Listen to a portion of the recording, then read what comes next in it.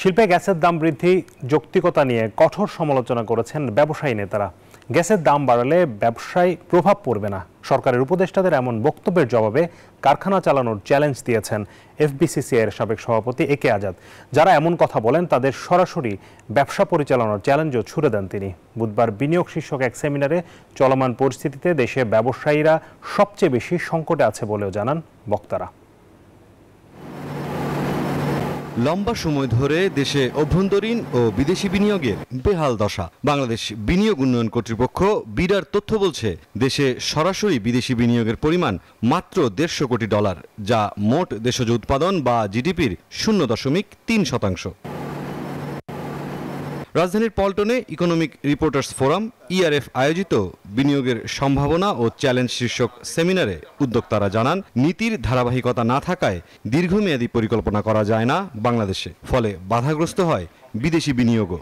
We are always blaming each other যে my tax system is not correct, আমাদের law and order is not correct, আমাদের যারা policy বানায় তারা হয়তো বিজনেসের রিয়েল চ্যালেঞ্জগুলো জানে না, অথবা জানলেও তারা এটাকে properly address করছে না। Exercise or engagement have to start with the entire execution authority. এত স্টেজে বিভিন্ন ধরনের ট্যাক্স রেট অ্যাপ্লাই হচ্ছে যে এফেক্টিভ ট্যাক্স রেটের কোনো বেসিক একটা স্ট্রাকচার নাই, যেটা হচ্ছে ইনভেস্টমেন্টের প্রথম বাধা। নতুন করে শিল্পে গ্যাসের দাম বৃদ্ধির যৌক্তিকতা নিয়ে কঠোর সমালোচনা করেন এফবিসিসিআই এর সাবেক সভাপতি একে আজাদ। সংগঠনটির বর্তমান প্রশাসক ব্যবসায়ীদের আস্থা ফিরিয়ে আনার ব্যাপারে জোর দেন। আমি অ্যাডভাইজার দেখলাম, টেলিভিশন দেখছিলাম, অলরেডি বলছে যে গ্যাসের দাম যদি 75 টাকা হয় তাহলে খুব একটা ইম্প্যাক্ট পড়বে না। যিনি বলেছেন খুব একটা ইম্প্যাক্ট না, আমার যে ইন্ডাস্ট্রিটা পছন্দ সেটা নিয়ে নেই, চালাক, আমি হেল্প করবো। অস্থিরতাটা অথবা অনিশ্চয়তাটা এইটা দূর করতে হবে, তাদেরকে কমফোর্ট দিতে হবে। সেটা দেশি উদ্যোক্তা হোক, বিদেশের উদ্যোক্তা হোক, সকলের জন্যই, সকলেই এই জিনিসটা চায়। সেমিনারে বিগত দিনের দুর্নীতিকে পাশ কাটিয়ে ব্যবসা ও বিনিয়োগের পরিবেশ নিশ্চিতে সর্বাধিক গুরুত্ব দেওয়ার কথা জানান বিডা চেয়ারম্যান।